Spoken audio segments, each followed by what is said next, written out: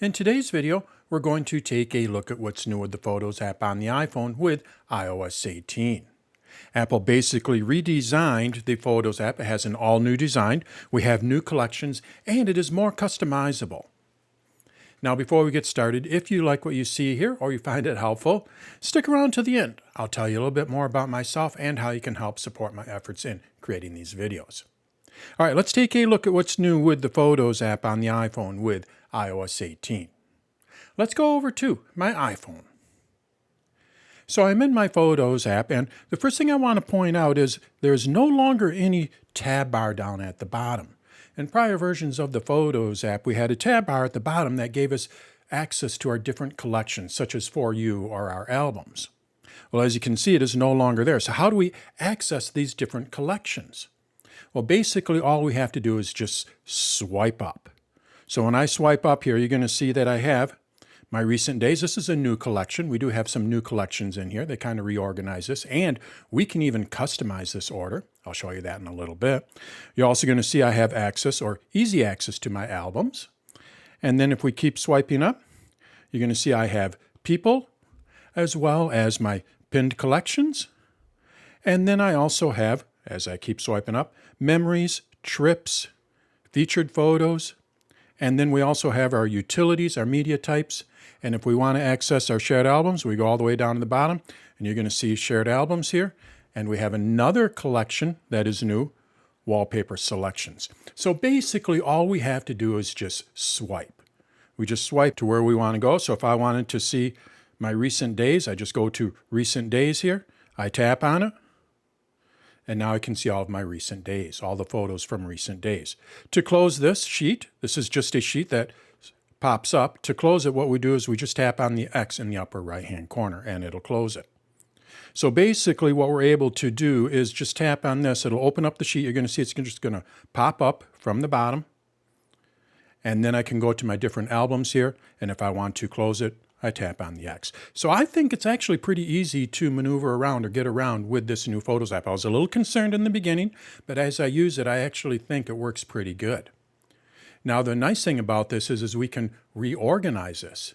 Maybe I use shared albums quite a bit, so I would like to have my shared albums here up towards the top of my Photos app. So how can I do that? Well, basically, all we have to do is just swipe up to the very bottom, and you're going to see Customize and Reorder.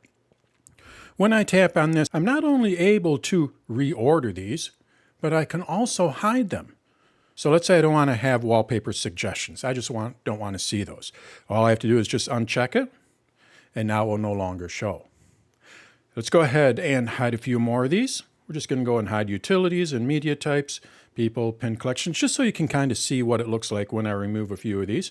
And what I'm going to do is I'm going to move shared albums up towards the top. So then we have easy access to it. So I just drag this up, and now when I tap on the X, it's going to apply those changes, and you're going to see that my shared albums is up towards the top, and all of the other collections that I unchecked are no longer showing here. So if you have some collections in there that you no longer want to see, maybe you don't use them, just go and tap on Customize and Reorder, and then you can go and uncheck or check which ones you want to see. I'm going to put them all back in there. So now you're going to see that my shared albums is still up at the top, but when I scroll up, I do have access to all of those other collections. So that's one of the biggest changes, is the interface to it. Basically, what we can do now is view all of our different collections, and we can reorder and customize them. But in addition to that, we also have some changes with the library. So how do we access our library, which is where all of our photos are located? Well, basically what we need to do is we just need to go to the top here, and you're going to see that I have my library up here. Now, if I wanted to access this library, what I do is I just swipe down a little bit, and now when I swipe down, you're going to see that I have a new tab bar down here. This means that I am in my library. When I swipe up, you're going to see that this is going to disappear. So I'm going to swipe up, and it's going to bring me back to all of my different collections. Now when I swipe back down, we have our filtering options here. So now I'm in the library. What options do we have here? Well, the first thing is if we want to get back out of the library, I can tap on the X here. Pretty simple. Also, what I'm able to do is view my photos by months and years. So I just tap on months, and you're going to see that the interface will change, and now it is viewing them by month. And if I wanted to view them by year, I tap on years, and now I'm viewing them by years. When we go back over to all, we can also filter this. So let's say I wanted to view my favorites. What I do is I go to all, and then you're going to see that we have this little filter button here. And when I tap on the filter button, what I'm able to do is filter my photos. I can also sort them. Sort them by recently added or by date captured. I can view both my libraries. I do have a shared library on here, which was introduced with iOS 17. And then below that, we have our filter. So let's go ahead and take a look at the filter here. From here, I'm able to view all of my favorites, my edited, my photos, videos, or screenshots. Now with this, we can only select one of these. We cannot select multiple. So let's say I wanted to view all of my screenshots. All I do is just tap on screenshots, and now we can see all of my screenshots. I'm going to go back over to all items. I like to view all of my photos in here. I'll show you another way you can see your favorites shortly. So that's how we can filter them. In addition to that, we also have view options. Now this is pretty nice. What I'm able to do is hide different options here, like my screenshots. I have a lot of screenshots in here. I don't want to see those in my library here. I want to keep them, but I don't want them to be in this library here. So how can I do that?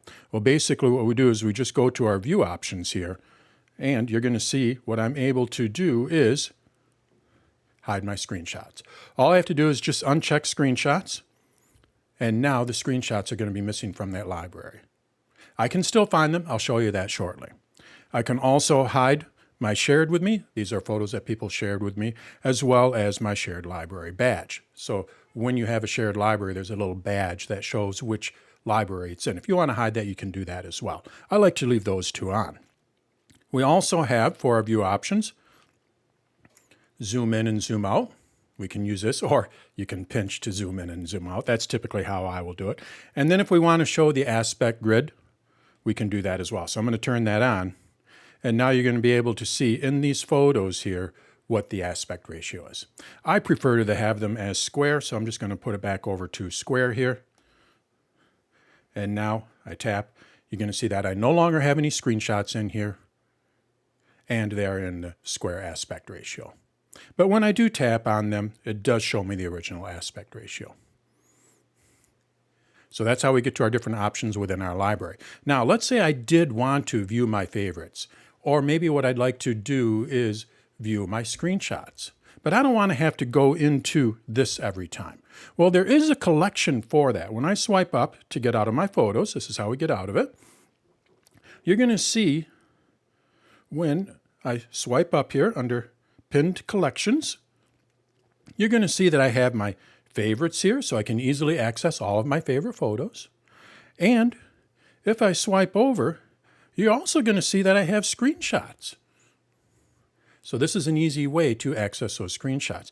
And what we're able to do is modify this, of course. So now I just tap on Modify, and what I'm able to do is move my screenshots up towards the top. Maybe I use my screenshots quite a bit, so I can have it be Favorites and then Screenshots. So now when I close this, you're going to see that I have my favorites and screenshots there. And let's go and move those up towards the top. So now I just go down to the bottom here, and we're going to go to Customize and Reorder.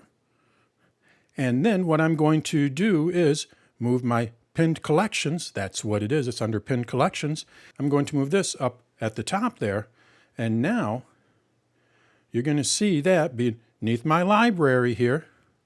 When I go below that, you're going to see I have my Pinned Collections, and it is my favorites as well as my screenshots. Now let's take a look at how we can view some of our settings within the Photos app, including our iCloud sync status. If you use iCloud Photo Library, you may want to check the sync. If you're in low power mode, what it will not do is it will not sync your photos. Maybe you'd like to force it to sync. How do we do that?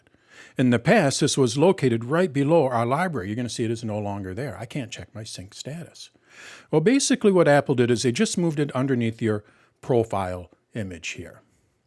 So when I tap on this, I'm going to have options for a few different settings. Let's go ahead and tap on it.